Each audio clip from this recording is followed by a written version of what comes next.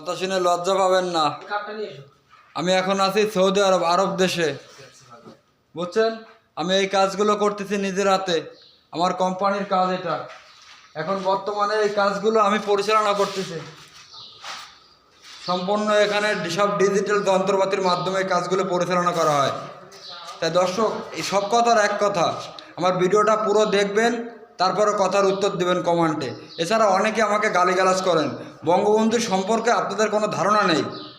অতএব আমার দেশ নিয়ে এখানে অনেক কোম্পানির লোক বলেন, সৌদিরা অনেকে আমাকে বলে আপনার দেশের লোক সব আলী বাবা, আপনার দেশ আলী বাবা। তা আমি এরকমভাবে বলছি, তাদেরকে চ্যালেঞ্জ করছি যে আপনারা আমার দেশের লোকরে আলী বাবা বলেন, সেটা আমার কোনো প্রবলেম নেই, কিন্তু আমার দেশরে নিয়ে যদি কোনো রকমের কুকীর্তি এবং কোনো বদনাম বলেন, তাহলে আপনার চাকরি আমি করব না। আপনি আমাকে 1 লাখ টাকা বেতন দিলেও আমি আপনার চাকরি করব না।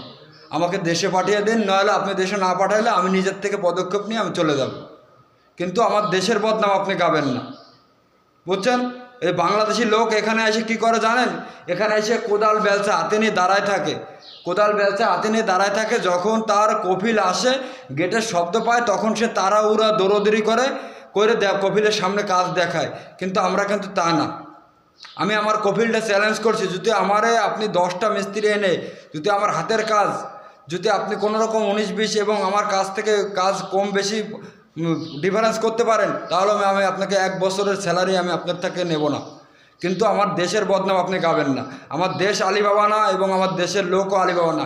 কিছু কিছু বংশগত আছে, পাকিস্তানি বংশগত, যাদের দাদা নানি নানার ভিতরে পাকিস্তানি বংশগত আছে, সেই সমস্ত লোকজন এখানে আসে তারপরে আপনার এই কাজগুলো করে। এই আলী বাবা অর্থ শব্দ হলে কি চোর, কাজে চুরি করে, এই জন্য তাদেরকে আলী বাবা বলে। তাই ভাই, আমার এই ভিডিওটা আপনারা বেশি বেশি করে শেয়ার করে দেবেন এবং অন্যকে জানার সুযোগ করে দেবেন।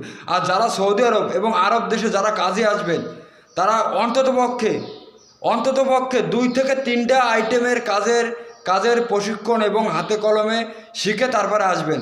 কাজ না শিখে আপনি সৌদি আরবে পাড়া দিবেন না ভাই, আপনাদের কাছে অনুরোধ। আমার উপর থেকে কিন্তু অনেক ঝড় তুফান গেছে, অনেক পরীক্ষা নিরীক্ষা আমার চালাইছে। শেষ পর্যায়ে কিন্তু আমার কোম্পানি এবং যারা আমার পিছনে লেগেছিল তারাই কিন্তু ব্যর্থ হয়েছে, বুঝছেন। তাই সকলকে আমি বলছি, আমার একটা বিল্ডিংয়ের মাটি খোঁজার থেকে শুরু করে পাইলিং পোতার থেকে শুরু করে সম্পূর্ণ একটা বিল্ডিংয়ের অভিজ্ঞতা আল্লাহর রহমতে আমার ভিতরে আছে। আমি কোনোদিন স্কুলে যাইনি, শিক্ষা জীবন কারে বলে আমি জানি না। আর অতিরিক্ত শিক্ষিত আমি পছন্দ করি না। আমার হাতে কাজে করে দেখাবে তারাই আমি পছন্দ করি। অতএব আমার এই কাজগুলো দেখুন এবং বেশি বেশি করে শেয়ার করে দিন, এবং আমার এই কথাগুলো অন্যকে জানার সুযোগ করে দিন। ধন্যবাদ সকলকে। আসসালামু আলাইকুম।